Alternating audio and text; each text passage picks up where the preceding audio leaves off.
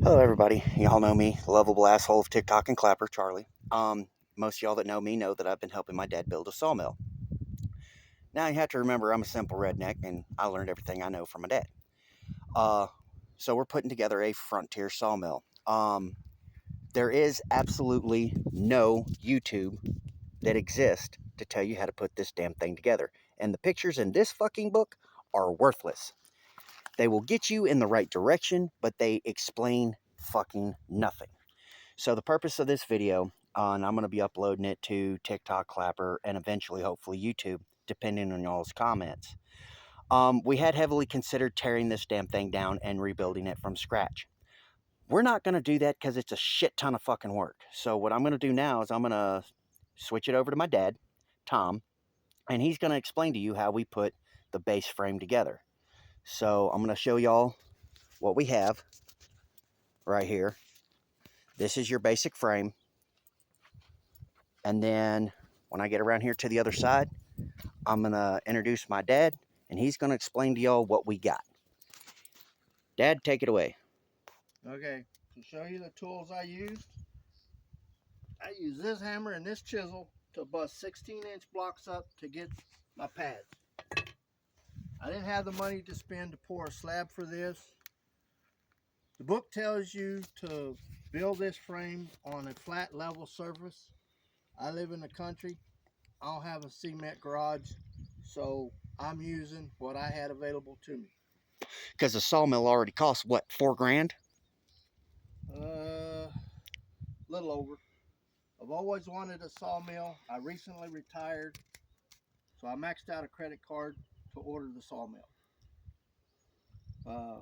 Additionally, the tools I used were levels and a simple car jack. Redneck style, damn it. So just to orient you a little bit, that's north, that's south, that's east, and that's west. And the reason for that is you have to decide which is going to be the operator side of your mill and the non-operator side of your mill, because it does make a difference on how this frame gets put together. We already had to take this frame apart once, because if you will notice, right here we've already installed the log stops. They have to be on the non-operator side of your frame. When we originally did it, these bolt holes were on this side, and so I couldn't saw from this side. So just make sure when you take these out, you orient them to the side that's not going to be the operator side. The other issue we ran into is these bunks will come in numbered boxes, 1 through 5. Bunk 1 and bunk 5 are approximately 1/4 of an inch taller than 2, 3, and 4. So just remember that when you put them in, because if you happen to get them out of order, you won't have a level surface for your log.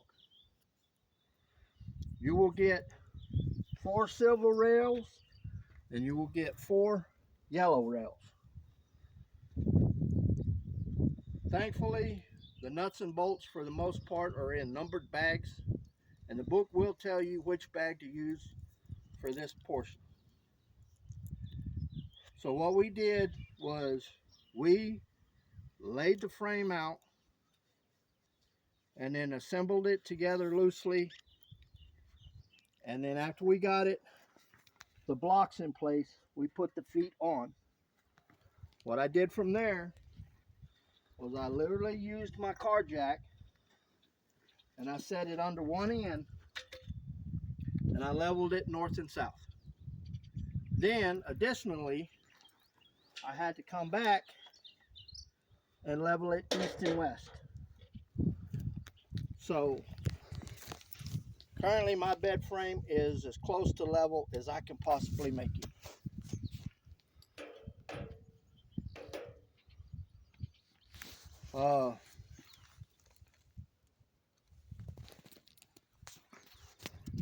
So will it hold a log? Time will tell. That experiment is yet to be added.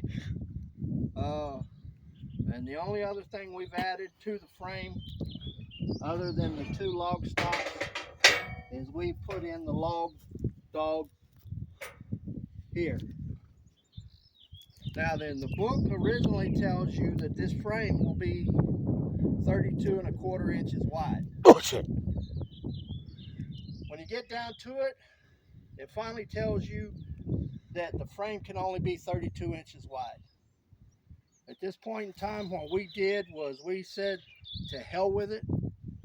We're in the process of putting the carriage together. We're gonna set the carriage on the damn frame and square the frame to the carriage and see what happens. The other reason you need to know which way you're gonna saw from is on the end of your frame. You have the carriage stops, but on the operator end, you have a carriage stop and you have a carriage lock that needs to be on the operator's side to lock the saw head to this end of the And this saw. will be the cutter operator side. So it's been a process. Like we said in the beginning, the book is a lousy way to figure out how to put this frame together. This has been a short video, but I hope it helps somebody not to make the mistakes that we've already made, because it's frustrating as hell. So The other thing I think it bears to mention, Dad, is the book says 32¼ and then it later tells you that it's 32 in width. But as we found out, you can't get the 32 width with this in there because bolt holes won't line up with your log dog in there. So there is no way to get 32.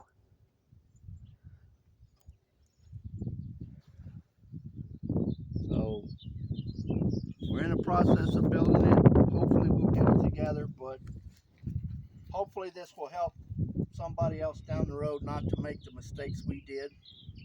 The other thing is, I don't know if you can see it, but there is a plate right here that bolts the two frame pieces together.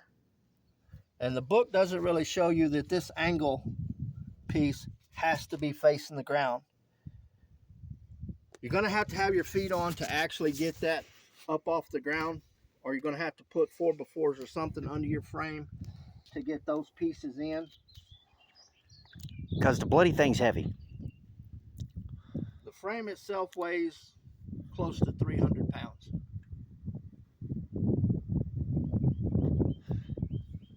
So, but just to kind of show you the difference in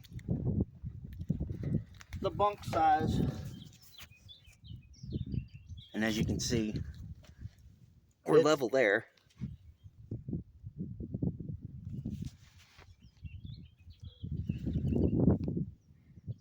That's how much higher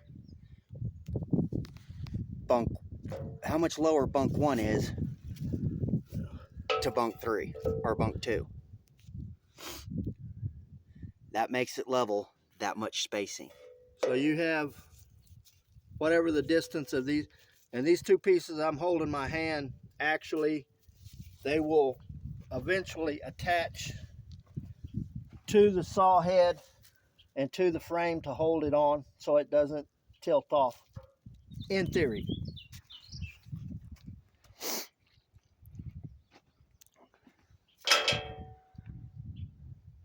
So our next video that we're going to be doing is explaining putting the saw head together, because the only thing that comes actually together is your leg brace here, which you'll have 2 of them. Then you get a box with 4 legs, and then just this where the blade goes for the saw for the saw blade, the actual head. And Dad did the upgrade for the Briggs & Stratton 10 horsepower motor. So all of this comes in one solid piece, but we got to run the cables, you got to do the legs, you have to put all your plating up here on, your winch crank arm, spindle, all of that. That'll be in the next video. Thank y'all for tuning in. I'll go ahead and get this uploaded in the next couple hours. And please like, comment, share. Hit the supporter buttons if you want to see me and my dad do more stuff. Leave your comments. Um, become a supporter. Uh, help me and my dad do more wonky shit, redneck style.